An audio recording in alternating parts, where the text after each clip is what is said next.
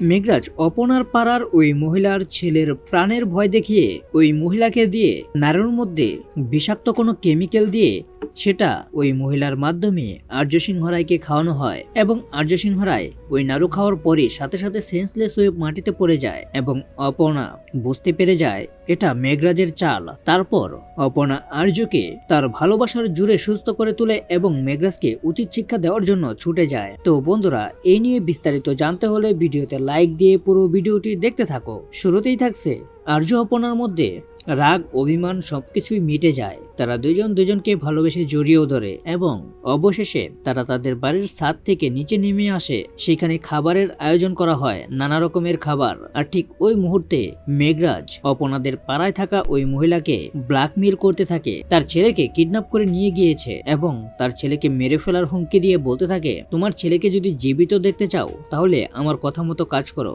এই বলে মেঘরাজ নাড়ুর বাটির মধ্যে বিষাক্ত এক কেমিক্যাল দিয়ে বলতে থাকে, এই নাড়ুটা নিয়ে তোমাদের পাড়ার জামাই আর্য সিংহ রায়কে খাইয়ে দিয়ে আসো। তারপরই ওই মহিলা অপনাদের বাড়িতে আসে এবং এসেই অপনা এবং আর্যকে ওই নাড়ুটা খেতে বলে। আর তারপরই আর্য ওই নাড়ুটা খাওয়া মাত্রই জ্ঞান হারিয়ে মাটিতে পড়ে যায়। আর অপনা সাথে সাথে আর্যকে ধরে ফেলে এবং অপনা বুঝতে পেরে যায় এটা তো সাধারণ কোনো বিষয় নয়, এটা আমাদের সংসার জীবনে ক্ষতি করার জন্য নতুন চাল, হয়তোবা ওই মেঘরাজের চালাকি।